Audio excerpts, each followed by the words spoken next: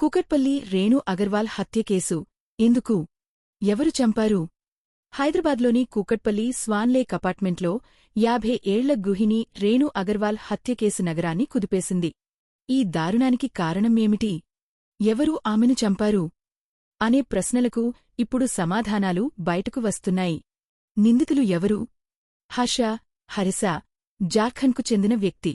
Kolkata మాన్పవర్ agency ద్వారా కేవలం 10 రోజుల క్రితం రేణు అగర్వాల్ ఇంటిలో పనివాడిగా చేరాడు.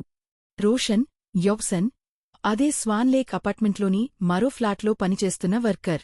ఈ ఇద్దరూ కలిసి రేణు అగర్వాల్ను హత్య చేసి నగలు, డబ్బు దోచుకెళ్లారు. ఎందుకు హత్య చేశారు?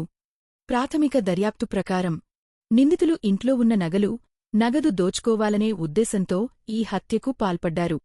రేణు అగర్వాల్ ఒంటరిగా ఉన్న సమయాన్ని ఉపయోగించుకుని ఆమెను కాళ్లు కట్టి గొంతుకోసి హతమార్చారు. అనంతరం ఇంట్లో ఉన్న 4 తులాల బంగారం మరియు సుమారు 1 లక్ష రూపాయల నగదు ఒక బ్యాగ్లో వేసుకుని పరారయ్యారు. ఎలా బయటపడింది? సీసీటీవీ ఫుటేజ్లో నిందితులు బ్యాగ్ పట్టుకుని బైక్పై బయలుదేరుతున్న దృశ్యాలు రికార్డ్ అయ్యాయి. హత్య అనంతరం వారు బట్టలు మార్చుకుని ఆధారాలు చెరిపివేయడానికి ప్రయత్నించినట్లు పోలీసులు తెలిపారు. నిందితులు ప్రస్తుతం జార్ఖండ్ వైపు పారిపోయి ఉండవచ్చని అనుమానం వ్యక్తమవుతోంది.